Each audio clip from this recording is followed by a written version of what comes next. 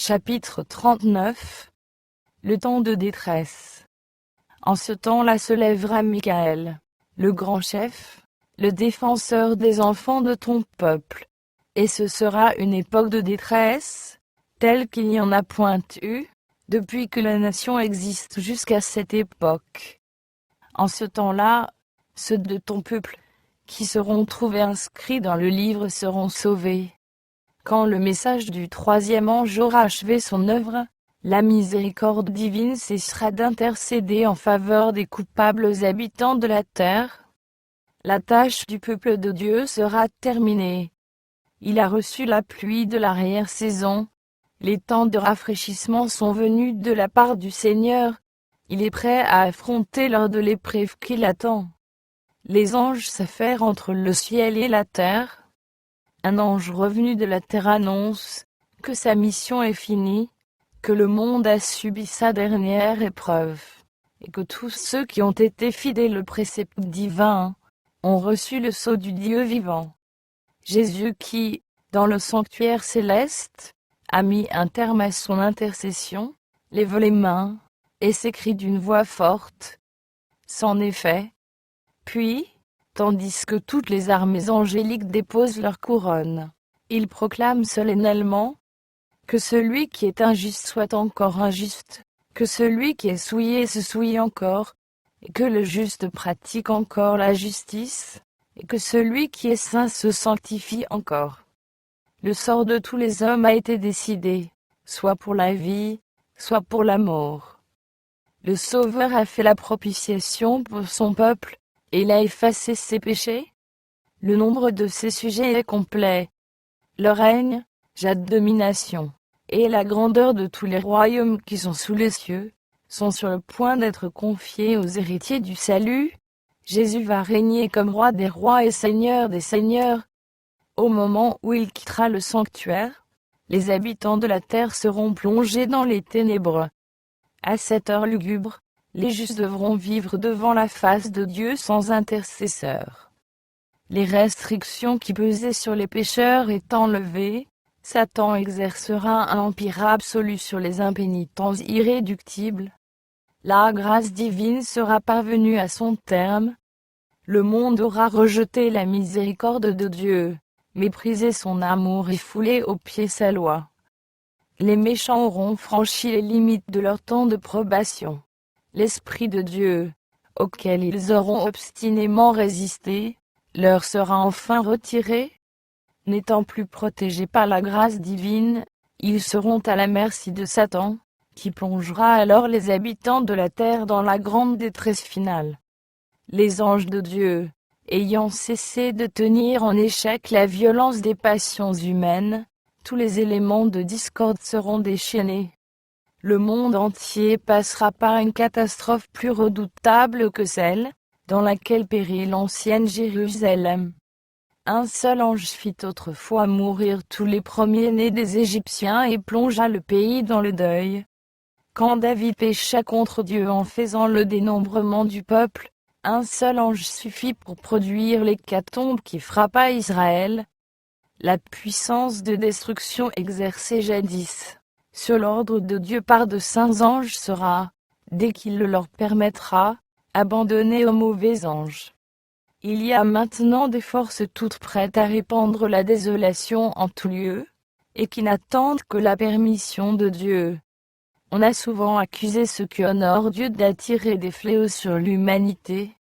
À ce moment-là, ils seront considérés comme étant la cause des effrayantes convulsions de la nature, aussi bien que des luttes sanglantes qui désoleront la terre. En outre, la puissance du dernier avertissement ayant enflammé la colère de ceux qui l'ont rejeté, l'esprit de haine et de persécution, intensifié par Satan, se déchaînera contre les fidèles. Quand Dieu se fut retiré du milieu de la nation israélite, ni les sacrificateurs ni le peuple n'en eurent conscience. Livrés à l'empire absolu de Satan, et esclaves des plus violentes passions, ils ne se considéraient pas moins comme les favoris du ciel. Les cérémonies suivaient leur cours dans le temple. On offrait des sacrifices sur des autels souillés de crimes, et on invoquait chaque jour la bénédiction du ciel sur un peuple coupable du sang du Fils de Dieu et assoiffé de celui de ses disciples et apôtres. L'humanité ne se doutera pas davantage que des décisions irrévocables auront été prises dans le sanctuaire, que l'Esprit de Dieu se sera définitivement retiré, et que la destinée du monde aura été scellée pour l'éternité. On continuera de pratiquer les formes du culte, et une ardeur satanique revêtira les apparences d'un grand zèle pour le service de Dieu. Alors que le jour du repos sera la principale question agitée dans la chrétienté, et que les autorités civiles et ecclésiastiques auront uni leurs forces pour imposer à tous l'observation du dimanche, le refus obstiné d'une faible minorité de croyants de se soumettre aux exigences populaires fera de les objets d'une exécration universelle. On déclarera qu'on ne doit pas tolérer les quelques individus qui résistent à une institution de l'Église et à une loi de l'État, qu'il est préférable de les sacrifier plutôt que de plonger des nations entières dans la confusion et l'anarchie.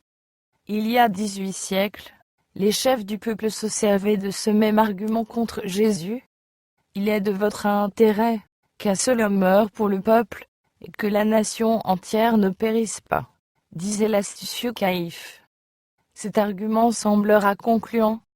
Un décret lancé contre les observateurs du sabbat du 4e commandement les déclarera passibles des châtiments les plus sévères, et donnera au public, à partir d'une certaine date, l'autorisation de les mettre à mort. Le romanisme, dans l'Ancien Monde, et le protestantisme apostate dans le Nouveau, adopteront les mêmes mesures envers ceux qui honorent les statuts de l'Éternel. Le peuple de Dieu sera alors plongé dans les scènes d'affliction et d'angoisse, que le prophète qualifie de temps de détresse de Jacob. Ainsi parle l'Éternel. Nous entendons des cris d'effroi, c'est l'épouvante, ce n'est pas la paix. Pourquoi tous les visages sont-ils devenus pâles? Malheur, car ce jour est grand, et on n'a point eu de semblable. C'est un temps d'angoisse pour Jacob, mais il en sera délivré. La situation du peuple de Dieu en ce temps de détresse est représentée par la nuit d'agonie passée par Jacob à crier à Dieu de le délivrer de la main d'Ésaü. Pour avoir extorqué par ruse la bénédiction que son père destinait à Ésaü, Jacob avait dû s'enfuir pour échapper aux menaces de mort proférées par son frère. Après des années d'exil, sur l'ordre de Dieu, il s'était mis en route pour rentrer au pays accompagné de ses femmes, de ses enfants et de ses troupeaux de gros et de menu bétail. Parvenu à la frontière, il fut frappé de terreur par la nouvelle que son frère, évidemment animé d'un sentiment de vengeance, venait à sa rencontre à la tête d'une troupe d'hommes armés. Jacob comprit que, sans armée, sans défense, sa caravane était, selon toute probabilité, condamnée à être massacrée. À ce motif d'effroi venait s'ajouter de cuisants remords à la pensée que son péché était cause de ces dangers. Son unique espérance résidait dans la miséricorde de Dieu. Sa seule arme était la prière. Il ne négligea néanmoins aucune précaution pour réparer le tort fait à son frère, et pour conjurer le péril qui le menaçait.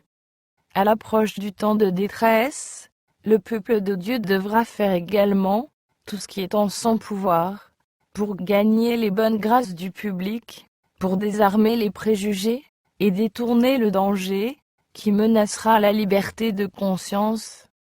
Ayant envoyé sa famille devant lui, afin de lui épargner la vue de son angoisse, Jacob s'isola pour plaider avec Dieu. Il lui confessa ses péchés, et il reconnut, avec des actions de grâce, les faveurs dont le Seigneur l'avait comblé.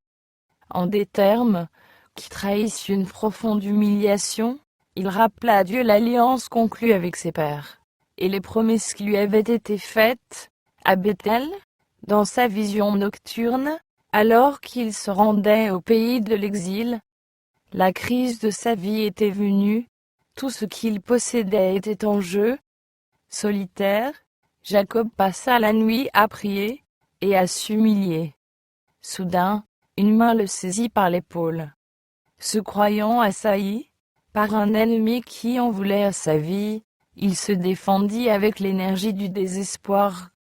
À l'aube, l'inconnu, usant d'une puissance surhumaine, appuya sa main sur la hanche du robuste berger qui, momentanément paralysé, et soudain éclairé, se jeta impuissant et sanglotant sur le cou de son mystérieux antagoniste. Jacob savait, maintenant, qu'il avait lutté avec l'ange de l'Alliance. Mais, bien que devenu infirme, et en proie à une vive douleur, il ne renonça pas à son dessein. Assez longtemps les regrets et les remords l'avaient tourmenté. Il voulait avoir l'assurance de son pardon. Comme le divin visiteur semblait se disposer à le quitter, Jacob se cramponna à lui, et le supplia de le bénir. À l'ange qui lui disait « Laisse-moi aller, car l'aurore se lève », le patriarche répondit « Je ne te laisserai point aller, que tu ne m'aies béni. » Parole admirable de confiance, de courage et de constance. Si elle avait été dictée par l'orgueil ou la présomption, Jacob aurait été instantanément foudroyé, mais son assurance était celle de l'homme qui, ayant confessé sa faiblesse et son indignité, a confiance en la miséricorde d'un Dieu fidèle à son alliance. Il lutta avec l'ange, et il fut vainqueur. Grâce à son humiliation, à son repentir et au complet abandon de soi-même, ce mortel, faillible et pécheur, remporta la victoire dans sa lutte, avec la majesté du ciel. De sa main tremblante, il s'était saisi de promesses de Dieu, et celui dont le cœur brûle d'un amour infini n'avait pu rejeter la supplication du pénitent. Comme preuve de son triomphe, et pour encourager d'autres malheureux à suivre son exemple, le nom de Jacob, qui rappelait son péché, fut remplacé par un autre, Israël, qui commémorait sa victoire. Le fait que Jacob fut le plus fort en luttant avec Dieu, devint pour lui un gage de la promesse qu'il serait aussi vainqueur en luttant avec les hommes. Il ne craignit donc plus d'affronter la colère de son frère. L'Éternel était son défenseur. Satan avait accusé Jacob devant les anges de Dieu. Il prétendait avoir le droit de le faire mourir à cause de son péché. Il avait ensuite poussé Ésaü à marcher contre lui, et, au cours de la longue bataille nocturne, le tentateur s'était efforcé de décourager le patriarche, en lui rappelant sa transgression, et de lui faire abandonner la partie. Certain que, sans le secours du ciel, il était irrémédiablement perdu. Jacob faillit tomber dans le désespoir. Mais, tout en regrettant sincèrement sa grande faute, il fit appel à la miséricorde divine, refusant de se laisser détourner de son but. Se cramponnant à l'ange, il lui présentait sa requête, avec une intensité et une ferveur telles qu'il remporta la victoire. De même qu'il poussa autrefois Ésaü à marcher contre son frère, ainsi, pendant le temps de détresse, Satan incitera les méchants à faire périr le peuple de Dieu, qu'il accusera, comme il accusa Jacob. Il considère tous les hommes comme ses sujets. Seul le petit groupe d'observateurs des commandements de Dieu résiste à son autorité, et, s'il pouvait les extirper de la terre, son triomphe serait complet. Mais il verra des anges veiller sur eux, et il en conclura que leurs péchés sont pardonnés. Seulement il ne saura pas que leur sort a été décidé dans le sanctuaire céleste. Aussi, connaissant exactement les transgressions dans lesquelles il les a fait tomber, il les présentera devant Dieu en exagérant démesurément leurs fautes, et en concluant qu'ils méritent, tout aussi bien que lui, d'être exclus du ciel. Il affirmera que Dieu ne peut pas, en justice, leur pardonner et le détruire, lui et ses démons. Il les réclamera donc, comme lui appartenant, et exigera qu'il lui soit livré. Tandis que Satan accusera les enfants de Dieu, il lui sera permis de les assaillir de ses plus fortes tentations. Leur confiance, leur foi et leur fermeté seront soumises à rude épreuve. Il s'efforcera de les terrifier en leur présentant leur cas comme désespérés, et la souillure de leurs péchés comme ineffaçable. Il espérera ainsi les faire succomber en reniant Dieu. Eux, en récapitulant leur passé, seront conscients de leur faiblesse et de leur indignité. Ils ne verront que peu de bonnes choses dans tout le cours de leur vie, et leur foi sera ébranlée. Bien qu'entouré d'ennemis résolus à l'écraser, le peuple de Dieu ne sera pas inquiet à cause des persécutions. Il craindra de ne s'être pas repenti de tous ses péchés, et de s'être privé, en raison de quelque faute, du bénéfice de cette promesse du Sauveur. Je te garderai aussi à l'heure de la tentation qui va venir sur le monde entier, pour éprouver les habitants de la terre. S'il avait l'assurance de son pardon, il ne reculerait ni devant la torture, ni devant la mort. Mais il redoutera de perdre la vie par sa propre faute, et de jeter l'opprobre sur le nom de Dieu. De tous côtés, les croyants n'entendent parler que de complots et de trahisons, et verront s'organiser des machinations meurtrières. Ils éprouveront alors un désir intense de voir la fin du règne de l'apostasie, et de la méchanceté. Et tandis qu'ils supplieront Dieu à cet effet, ils se reprocheront de n'avoir pas plus de puissance pour contenir la marée montante du mal. Ils se diront que s'ils avaient toujours employé leurs facultés au service du Christ, s'ils s'étaient constamment fortifiés, Satan aurait moins de pouvoir contre eux. Mais, tout en s'affligeant devant Dieu de leurs nombreux péchés, ils se rappelleront leur repentir, et se réclameront de cette promesse du Sauveur. Qu'on me prenne pour refuge, qu'on fasse la paix avec moi, qu'on fasse la paix avec moi. Leur foi ne les abandonnera pas, parce que leurs prières ne seront pas aussitôt exaucées. Malgré une vive souffrance, malgré leur terreur et leur angoisse, ils ne se relâcheront point dans leurs intercessions. Ils se cramponneront à la puissance de Dieu, de même que Jacob s'attache à l'ange, et ils répéteront avec lui: je ne te laisserai point aller, que tu ne m'aies béni. Si Jacob ne s'était pas repenti d'avoir frauduleusement acquis les droits d'ânesse, Dieu n'aurait pas exaucé sa prière, et ne lui aurait pas sauvé la vie. Il en ira de même dans le temps de détresse. Alors, si le chrétien, déjà torturé par l'angoisse, voyait se dresser devant lui des péchés non confessés, il succomberait. Sa foi sombrerait, et il n'aurait plus assez de confiance pour supplier Dieu de le délivrer. Mais, en dépit du vif sentiment de son indignité, il n'aura pas de péché caché à confesser.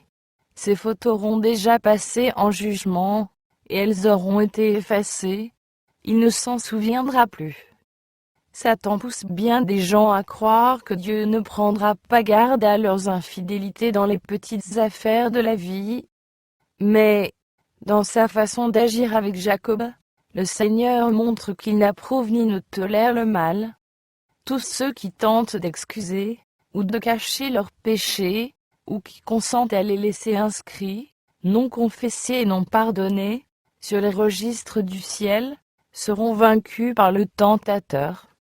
Leur conduite est d'autant plus odieuse aux yeux de Dieu, et le triomphe de leur grand adversaire d'autant plus certain, que leur profession est plus élevée, et la position qu'ils occupent plus honorable. Ceux qui renvoient leur préparation en vue du jour de Dieu, ne pourront l'acquérir ni pendant ni après le temps de détresse. Leur cas est sans issue. Les soi-disant chrétiens, qui devront affronter cet effrayant conflit sans s'y être préparés, confesseront alors leurs péchés, avec des accents de désespoir, dont se moqueront les méchants. Comme Ésaü et Judas, ils se lamenteront des conséquences de leur transgression, mais non de leur culpabilité. Comme ils n'abhorront pas le péché, ils n'auront pas de réelle repentance. C'est la crainte de châtiment qui les poussera à confesser leurs fautes. Comme autrefois Pharaon, ils retourneraient volontiers à leur mépris de Dieu s'ils se sentaient à l'abri de ses jugements.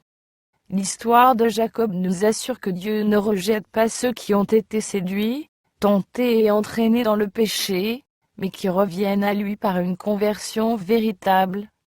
Tandis que Satan s'efforce de consommer leur ruine, Dieu leur envoie ses anges pour les consoler et les protéger à l'heure du danger.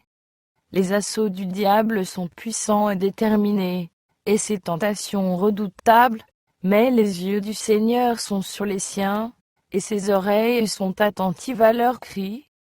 Bien que la détresse des croyants soit grande, et que les flammes de la fournaise semblent sur le point de les consumer, le grand épurateur les en fera sortir comme de l'or éprouvé par le feu. L'amour de Dieu pour ses enfants, au jour de leur plus rude épreuve, sera aussi puissant et aussi tendre que dans leurs jours les plus ensoleillés. Mais il faut qu'ils passent au creuset, que leur mondanité se consume, et qu'ils réfléchissent parfaitement l'image du Sauveur.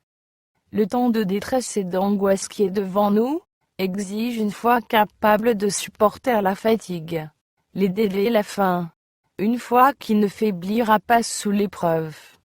Une période de grâce nous est accordée pour nous y préparer. Jacob l'emporta parce qu'il fut déterminé et persévérant. Sa victoire est une démonstration de la puissance de la prière persévérante. Quiconque se saisira comme lui de promesses de Dieu, quiconque aura sa ferveur et sa persévérance remportera le même succès. Ceux qui ne sont pas disposés au renoncement et à la prière prolongée jusqu'à l'agonie, en quête de la bénédiction de Dieu, ne l'obtiendront pas. Luttez avec Dieu, qu'ils sont peu nombreux ceux dont le cœur s'est laissé attirer vers le Seigneur, avec toute l'intensité possible. Quand les vagues d'un désespoir inexprimable déferlent sur l'âme du suppliant, combien peut se cramponner aux promesses de Dieu. Ceux qui n'exercent que peu de foi maintenant, courent le grand danger de succomber à la puissance des séductions sataniques. Et si même ils supportent l'épreuve, leur angoisse sera d'autant plus profonde au jour de la crise qu'ils auront été moins habitués à mettre leur confiance en Dieu. Les leçons de foi qu'ils auront négligées dans les temps ordinaires, ils devront les apprendre sous la rude pression du découragement. Nous devons dès maintenant mettre les promesses de Dieu à l'épreuve. Les anges enregistrent toute prière fervente et sincère. Il vaut mieux renoncer à ses aises plutôt qu'à la communion avec Dieu. Le dénuement le plus complet, les plus grandes privations, avec son approbation, sont préférables aux richesses, aux honneurs, au confort et à l'amitié, sans elles. Prenons le temps de prier. Si nous nous laissons absorber par nos intérêts matériels au point de négliger la prière, il peut se faire que le Seigneur estime nécessaire de nous débarrasser de nos idoles, qu'il s'agisse d'argent, de maison ou de terre fertile. La jeunesse ne se laisserait pas séduire par le péché, si elle refusait de se rendre là, où elle ne peut demander à Dieu de l'accompagner de sa bénédiction. Si les messagers qui portent au monde un dernier et solennel avertissement demandaient l'aide de Dieu, non avec indolence ou indifférence, mais avec la même ferveur et la même foi que Jacob, ils pourraient souvent répéter « J'ai vu Dieu face à face, et mon âme a été sauvée ». Ils seraient des princes aux yeux du Seigneur, parce qu'ils auraient vaincu dans leur lutte avec Dieu et avec les hommes. L'époque de détresse, telle qu'il n'y en a point eu, est imminente. Il nous faudra alors une vie chrétienne, que nous ne possédons pas maintenant, et à laquelle l'indolence de plusieurs les empêchera de parvenir. Il arrive souvent que les difficultés soient plus grandes de loin que de près, mais ce ne sera pas le cas de la crise qui est devant nous. Les descriptions les plus palpitantes sont au-dessous de la réalité. À ce moment-là, toute âme devra subsister seule devant Dieu, Même si Noé, Daniel et Job se trouvaient dans le pays, je suis vivant, dit le Seigneur, l'Éternel. Ils ne sauveraient ni fils ni fille, mais ils sauveraient leur âme par leur justice. C'est maintenant, pendant que notre souverain sacrificateur fait encore propitiation pour nous, que nous devons nous efforcer de réaliser la perfection qui est en Jésus-Christ. Satan trouve toujours dans le cœur irrégénéré quelque endroit où il peut se loger. Un désir coupable caressé donne de la puissance à ses tentations. Jésus n'y céda jamais, pas même en pensée. Il pouvait dire: le prince du monde vient. Il n'a rien en moi. Jésus gardait les commandements de son Père. Il n'y avait rien à reprendre en lui. Telle doit être la condition de ceux qui sont appelés à subsister au temps de détresse. C'est dans cette vie, par la foi au sang expiatoire du Sauveur, que nous devons nous séparer du péché. Le Christ nous invite à nous unir à lui, à joindre notre faiblesse à sa force, notre ignorance à sa sagesse, notre indignité à ses mérites. La vie chrétienne est l'école où nous devons apprendre à connaître sa douceur et son humilité. Aussi le Seigneur place-t-il constamment devant nous, non pas des choses agréables et faciles que nous choisirions naturellement, mais des occasions d'apprendre quel est le but véritable de la vie. À nous de coopérer avec lui pour que notre caractère se conforme au divin modèle. Ce n'est qu'au péril de sa vie que l'on néglige ou diffère cette expérience. Au cours d'une vision, Saint Jean entendit une voix qui disait: malheur à la terre et à la mer, car le diable est descendu vers vous, animé d'une grande colère, sachant qu'il a peu de temps. Les scènes qui provoquent cette exclamation de la voix céleste sont effrayantes. À mesure que son temps se raccourcit, Satan redouble de colère, et c'est pendant le temps de détresse que son œuvre de séduction et de destruction parviendra à son point culminant. Des phénomènes d'ordre surnaturel apparaîtront bientôt dans le ciel, qui prouveront la puissance miraculeuse des démons.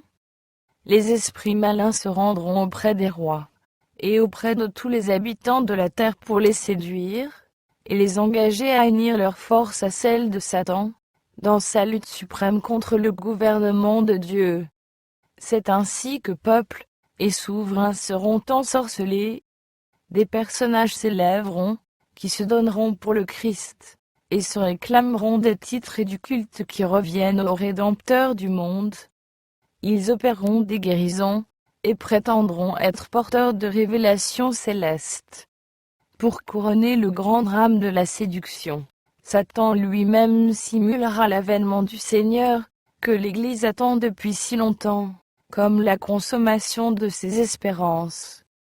En diverses parties du monde, on verra paraître un personnage majestueux, auréolé d'une gloire éclatante, qui rappellera la description du Fils de Dieu donnée dans l'Apocalypse.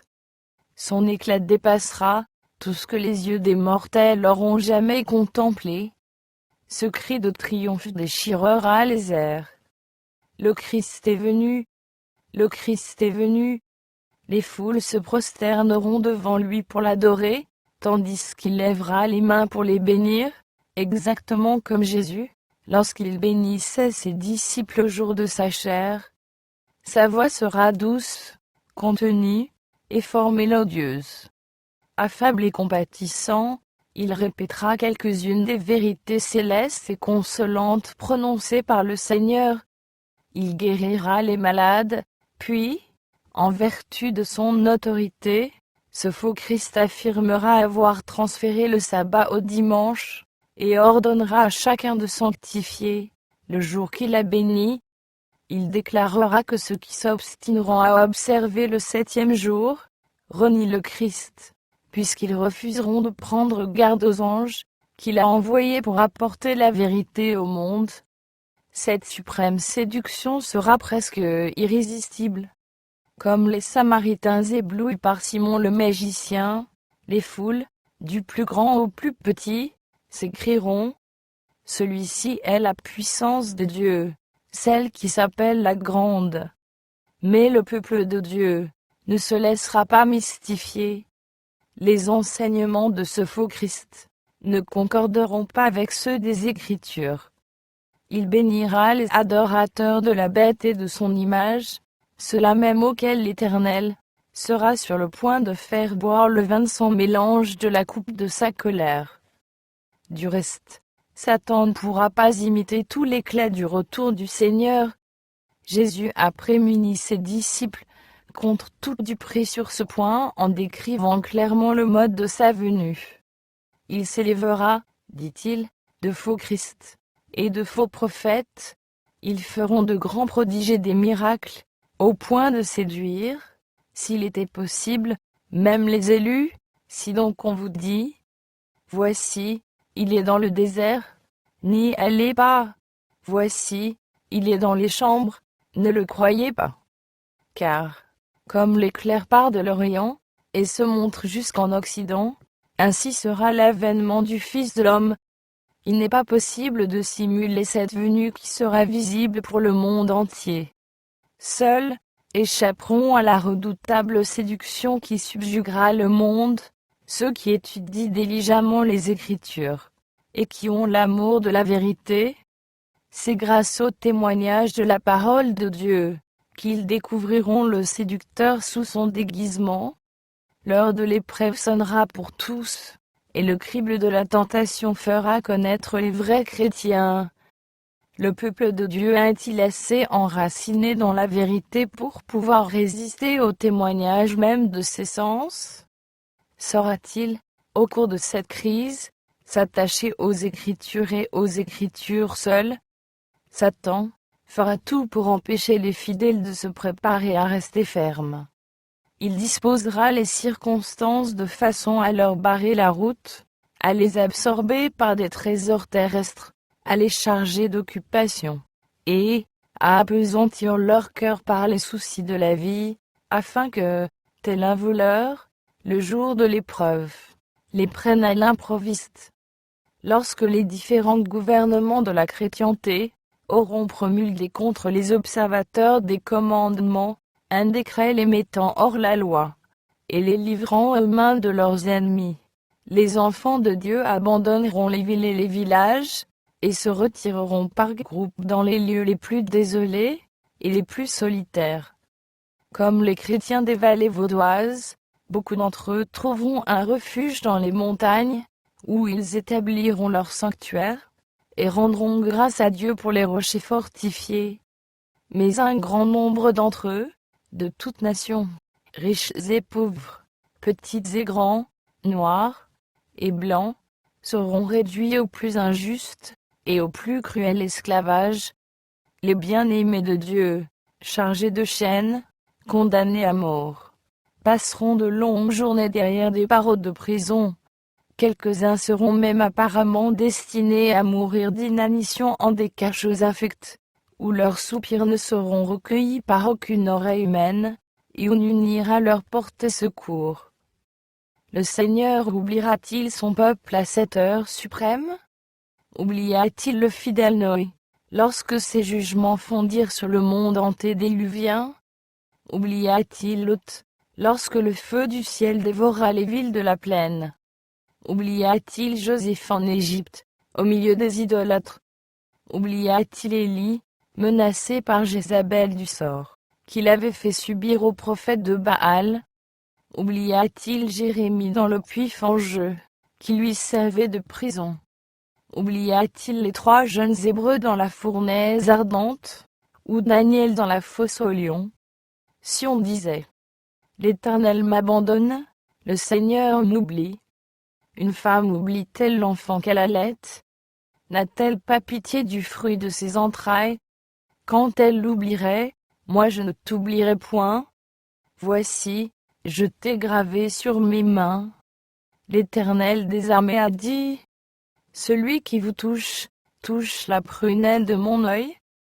On pourra incarcérer les enfants de Dieu, mais les murs de leur prison ne seront pas assez épais pour interrompre la communion de leur âme avec leur Sauveur. Celui qui voit toutes leurs faiblesses, et qui connaît toutes leurs épreuves, est supérieur aux puissants de la terre. Ces prisons deviendront des palais. Des anges y apporteront la lumière et la paix du ciel. Les sombres murs des cellules occupées par des âmes ferventes seront illuminés de la lumière d'en haut, comme le furent ceux de la prison de Philippe, où Paul et Silas priaient et chantaient les louanges de Dieu. Les jugements de Dieu fondront sur ceux qui veulent opprimer et anéantir son peuple. Si sa longue patience enhardit les méchants, et les encourage dans la transgression, leur châtiment, pour être différé, n'en est ni moins certain, ni moins terrible. L'Éternel se lèvera comme à la montagne de Pératsim, il s'irritera comme dans la vallée de Gabaon, pour faire son œuvre étrange, pour exécuter son travail inouï. Punir, pour notre miséricordieux Père céleste, est une tâche étrange, inaccoutumée.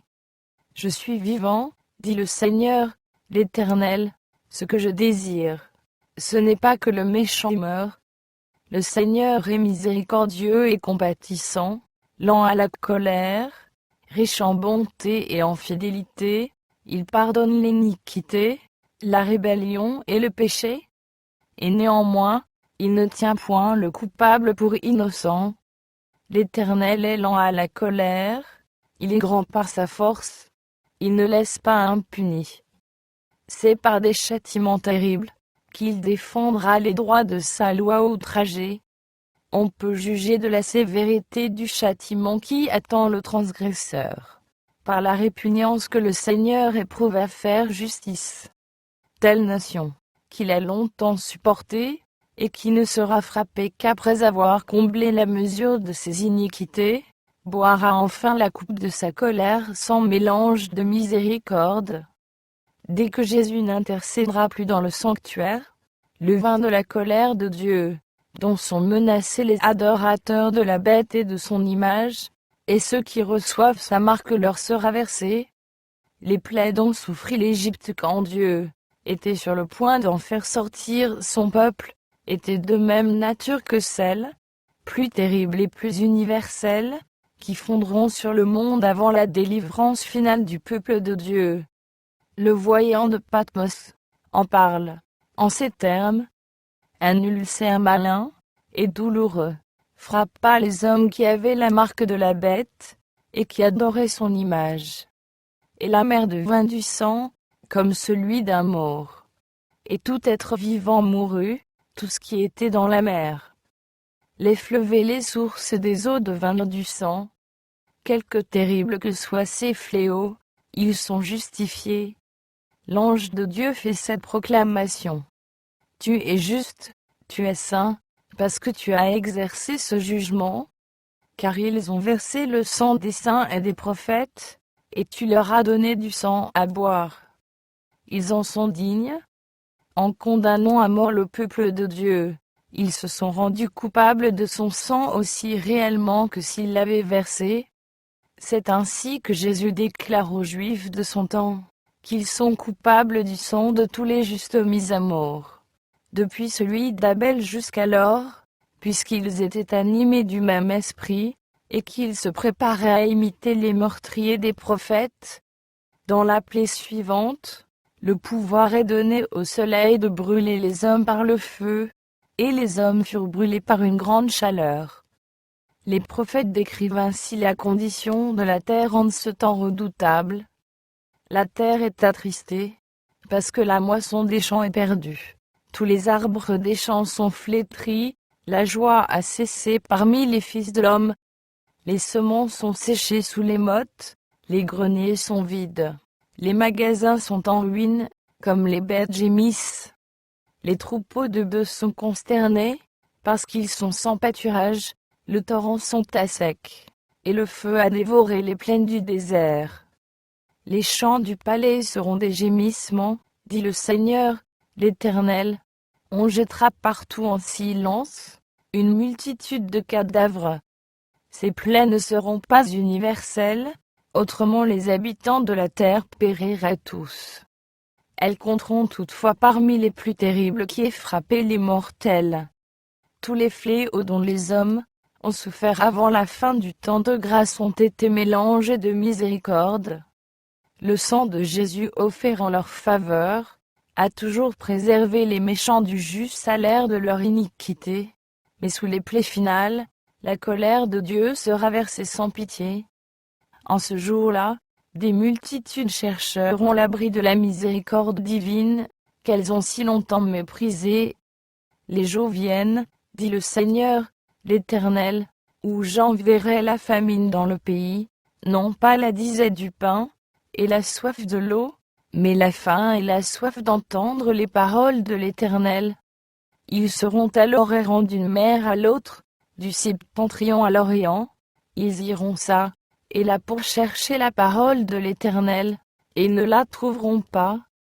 Le peuple de Dieu ne sera pas à l'abri de la souffrance, mais bien que persécuté et angoissé, dénué de tout et privé d'aliments, il ne sera pas abandonné. Le Dieu qui a pris soin d'Élie ne négligera pas un seul de ses enfants. Celui qui compte les cheveux de leur tête prendra soin d'eux, et au temps de la famine ils seront rassasiés, tandis que les méchants seront victimes de la faim et des épidémies. Les anges protégeront les justes, et pourvoiront à leurs besoins. À celui qui marche dans la justice, du pain lui sera donné, de l'eau lui sera assurée. Les malheureux et les indigents cherchent de l'eau, et il n'y en a point, leur langue est desséchée par la soif. Moi, l'Éternel, je les exaucerai, moi, le Dieu d'Israël, je ne les abandonnerai pas.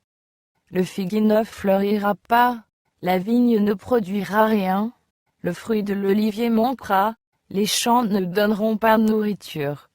Les brebis disparaîtront du pâturage, et il n'y aura plus de bœufs dans les étables. Toutefois, je veux me réjouir en l'Éternel, je veux me réjouir dans le Dieu de mon salut. L'Éternel est celui qui te garde, l'Éternel est ton ombre à ta main droite. Pendant le jour, le soleil ne te frappera point, ni la lune pendant la nuit. L'Éternel te gardera de tout mal, il gardera ton âme.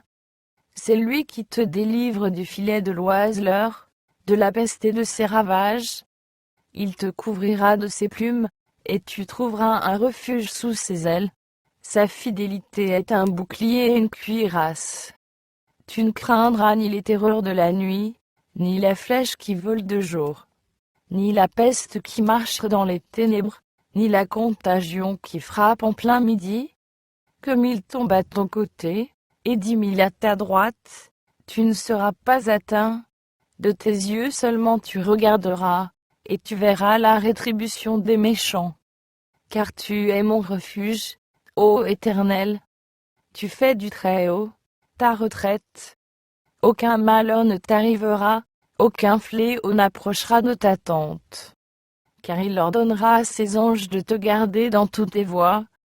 Cependant, à vues humaines, le peuple de Dieu est alors sur le point, comme les martyrs, de sceller son témoignage de son sang. Il commencera à craindre que Dieu ne l'abandonne à la fureur de ses ennemis. Ce sera un temps de détresse et d'angoisse.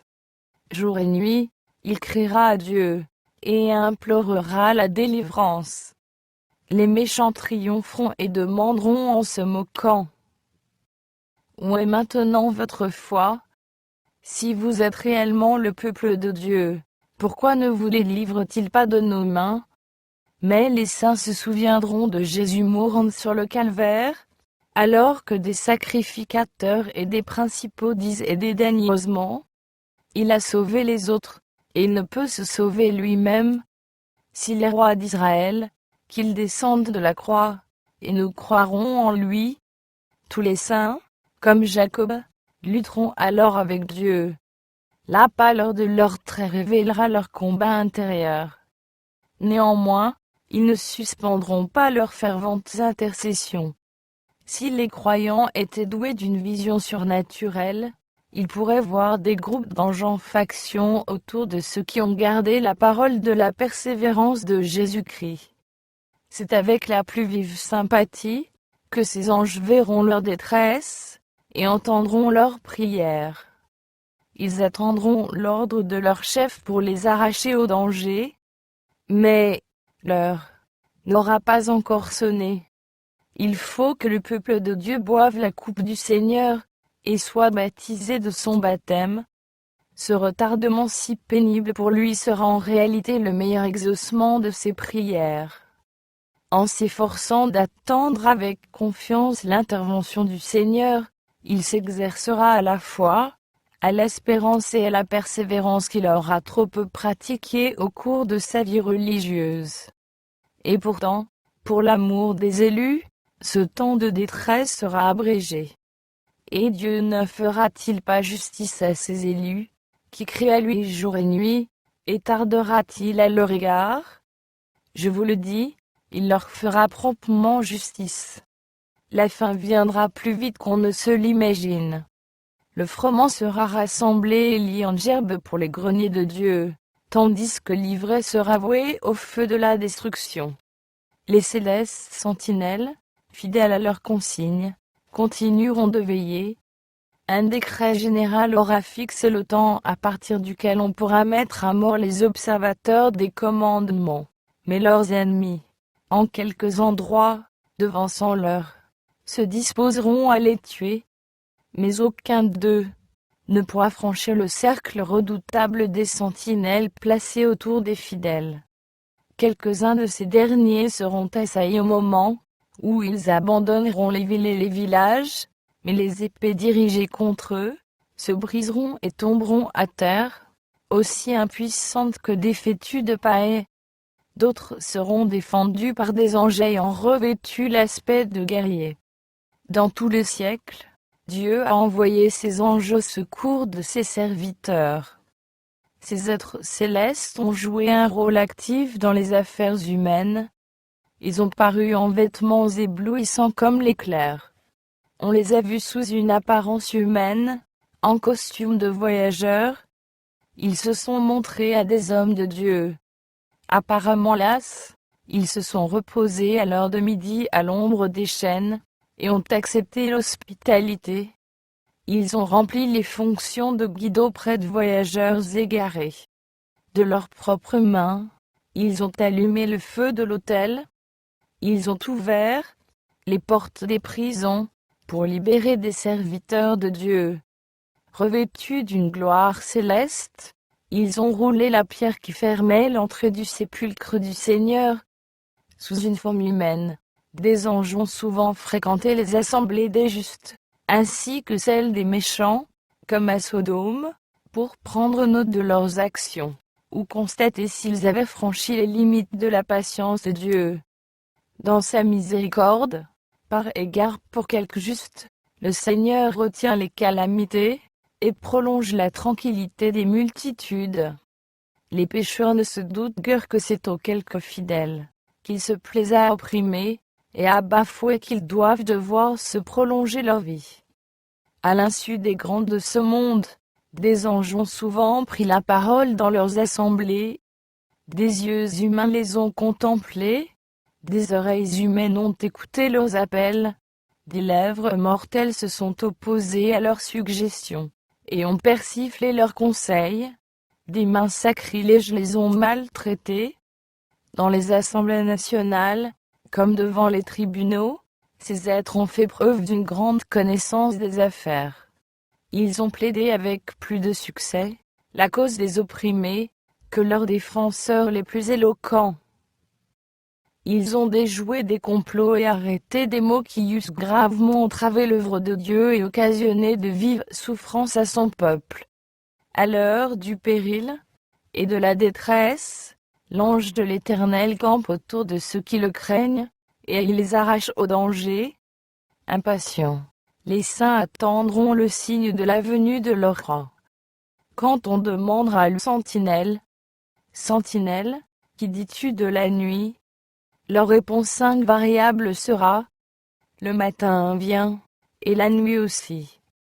La lumière commencera à poindre sur les hauteurs des montagnes. Bientôt se révélera la gloire du soleil de justice. L'aube et le crépuscule sont imminents tous deux. Ce sera le commencement d'un jour sans fin pour les justes, et d'une nuit éternelle pour les méchants. Pendant que les soldats du Christ feront monter leurs supplications devant Dieu, le voile qui les sépare de l'invisible semblera se lever. Le ciel s'illuminera des lueurs du jour éternel, et ses paroles viendront frapper leurs oreilles, comme la mélodie d'un cantique angélique. Tenez bon, voici le secours. En puissant conquérant, Jésus-Christ apportera à ses combattants lassés une couronne immortelle de gloire. De la porte du ciel entr'ouverte, il leur dira: Je suis avec vous, ne craignez point. Je connais toutes vos souffrances. J'ai porté vos douleurs. Vos ennemis sont vaincus. J'ai combattu pour vous. En mon nom, vous êtes plus que vainqueurs. Le Sauveur nous enverra le secours. Au moment même où nous en aurons besoin, le chemin du ciel est consacré par l'empreinte de ses pas. Chaque épine qui blesse nos pieds a ensanglanté les siens. Il a lui-même porté toutes les croix dont nous sommes appelés à nous charger. Il a permis la lutte pour nous préparer à la paix. Le temps de détresse sera un terrible creuset pour le peuple de Dieu. Mais s'il regarde en haut avec foi, il se verra enveloppé de l'arc-en-ciel des promesses divines. Les rachetés de l'Éternel retourneront, ils iront à Sion avec chant de triomphe, et une joie éternelle couronnera leur tête. L'allégresse et la joie s'approcheront, douleur et les gémissements s'enfuiront. C'est moi qui vous console. Qui es-tu, pour avoir peur de l'homme mortel, et du Fils de l'homme, pareil à l'herbe? Et tu oublierais l'Éternel, qui t'a fait, et tu tremblerais incessamment tout le jour devant la colère de l'oppresseur, parce qu'il cherche à détruire. Où donc est la colère de l'oppresseur? Bientôt celui qui est courbé sous les fers sera délivré. Il ne mourra pas dans la fosse, et son pain ne lui manquera pas. Je suis l'Éternel, ton Dieu, qui soulève la mer, et fait mugir ses flots. L'Éternel des armées est son nom.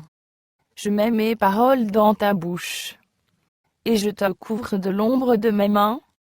C'est pourquoi, écoute ceci, malheureuse, ivre, mais non de vin. Ainsi parle ton Seigneur, l'Éternel, ton Dieu, qui défend son peuple. Voici, je prends de ta main la coupe d'étourdissement, la coupe de ma colère. Tu ne la boiras plus. Je la mettrai dans la main de tes oppresseurs, qui te disaient: Courbe-toi, et nous passerons. Tu faisais alors de ton dos comme une terre, comme une rue pour les passants. Regardant à travers les siècles, Dieu a contemplé la crise que son peuple devra affronter, quand les puissances de la terre se ligueront contre lui. Captif mené en exil, il aura devant lui soit la perspective d'être exécuté, soit celle de périr d'inanition. Mais celui qui a ouvert la mer Rouge manifestera sa grande puissance, pour mettre un terme à sa captivité.